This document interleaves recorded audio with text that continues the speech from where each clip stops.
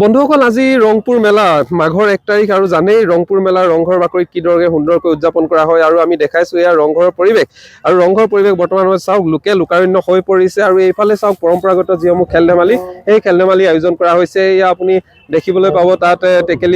টেকেলি ভঙা আছে তাৰ পাছতে পিছল খুঁটা বগোৱা ইত্যাদি আৰু ৰচিটনা ইত্যাদি খেল বিভিন্ন প্ৰান্তৰ খেল হ'ব তাৰ সমান্তৰালভাৱে অসমৰ ভিন্ন প্ৰান্তৰ পৰা লোকসকলে ইয়াতে লোকে লোকাৰণ্য হৈছে আৰু এয়া চাওকচোন আজি মাঘৰ 1 তাৰিখে এই দিনটোত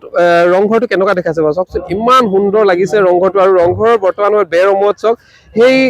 সময়তে যি ধৰণে কীৰ্তিচিহ্ন নিৰ্মাণ কৰিছিলে নাও সদৃশ এখন নাওৰ দৰে যি ধৰণে নিৰ্মাণ কৰিছিলে ৰংঘৰ আৰু সেই ৰংঘৰ আজি অতি সুন্দৰ হৈ পৰিছে ৰংঘৰৰ বাকৰিত লোকে লোকাৰণ্য হৈ পৰিছে মই চাওক ইয়াত বিভিন্ন প্ৰান্তৰ পৰা যিমান আহিছে সকলো ইয়াত বিজি হৈছে কিছুমানে ফটোশ্বুটত হওক কিছুমানে পৰিয়ালৰ সৈতে কথা বতৰাত হওক মুঠতে সৰ্বতো ফালে তেওঁলোকে এইফালে ব্যস্ত হোৱা পৰিলক্ষিত হৈছে আৰু মোৰ সতীৰ্থ আছে প্ৰবাল কি ক'বা কেনেকুৱা লাগিছে ভাল লাগিছে সকলো আহক হয় ৰংপুৰ মেলালে হয় ভাল লাগিছে বহুত ধুনীয়া অনুষ্ঠান আজি আয়োজন কৰিছে আৰু আমাৰ আহোমৰ ইয়াত কিবা কৃষ্টি সংস্কৃতি আছে ৰীতি নীতি পৰম্পৰা কি খেল খেলোৱা হৈছে ইয়াত আপোনাৰ ম'হ যুঁজ হ'ব ম'হ যুঁজ আগতে হয় এইবাৰ মই দেখা নাই আপোনাৰ ৰচিটনা খেল হ'ব টেকেলি ভঙা খেল হ'ব আৰু পিছল খুঁটা বগোৱা খেল হ'ব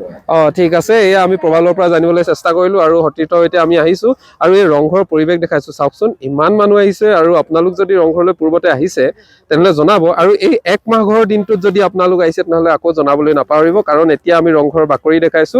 অধিক লোকে লোকাৰণ্য হৈ পৰিছে আৰু ৰাতিলৈ বিভিন্ন ধৰণৰ সাংস্কৃতিক সন্ধিয়া হ'ব য'ত বিভিন্ন প্ৰান্তৰ শিল্পীসকল আহিব আৰু এইদৰে এতিয়া ৰংঘৰৰ পৰিৱেশ অতি ৰঙীন হৈ পৰিছে আমি আপোনালোকক দেখাবলৈ পাই গৌৰৱ অনুভৱ কৰিছোঁ আৰু এইদৰে আমাৰ আহোমৰ যিসমূহ কৃষ্টি সংস্কৃতি এয়া জিলিকি থাকোঁ ইয়াৰ ৰংঘৰ গেটখন দেখিছে নহয় য'ত আমাৰ ড্ৰেগনৰ ইয়াত আকৃতি আমাৰ গেটখন ইয়াৰ আৰু এটা বিশেষ কথা আছে যে প্ৰবালে ইয়াৰ ইতিহাসৰ বিষয়ে বহুতখিনি জানে এই ৰংঘৰৰ দেৱালয়খন দেখিছেনে ইয়াত বিভিন্ন ধৰণৰ ইয়াত অংকন কৰা হৈছে য'ত আমাৰ জীৱ জন্তুৰ বিভিন্ন ধৰণৰ চিহ্ন আছে তাৰ সমান্তৰালে ড্ৰেগন আকৃতিৰ কিছু কীৰ্তিচিহ্ন আছে এইবোৰৰ কিন্তু বহু অৰ্থ আছে আৰু এইবোৰ আমি জানিবলৈ চেষ্টা কৰা উচিত আমি ৱালখনত দেৱালয়খনত যিকোনো নাম লিখাতকৈ ইয়াৰ যি অৰ্থ এই অৰ্থবোৰ জানিবলৈ চেষ্টা কৰা উচিত তাৰ সমান্তৰালভাৱে ওপৰলৈ চাওক এয়া ঘৰিয়ালৰ মুখৰ দৰে আছে নাও সদৃশ আৰু ওপৰতো এখন নাও থকাৰ দৰে লাগিছে এয়াই হৈছে ৰংঘৰৰ এটা বৈশিষ্ট্য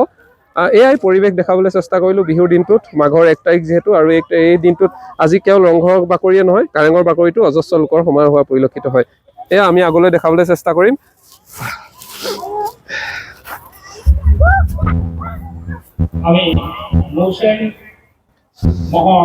অজস্ৰ লোকে বৰ্তমান সমাহাৰ হৈছে অতি সুন্দৰ লাগিছে ৰংঘৰৰ যি দৃশ্য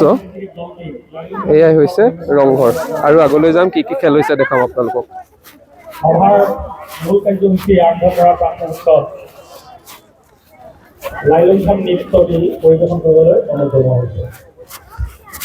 ইয়াতে ৰাতিলৈ সাংস্কৃতিক সন্ধিয়া হ'ব ইয়াত বিভিন্ন ধৰণৰ অনুষ্ঠান হ'ব এয়া ৰংঘৰৰ বাকৰি আৰু আগত এতিয়া খেল হৈ আছে খেলবোৰ আপোনালোকে চাব পাৰে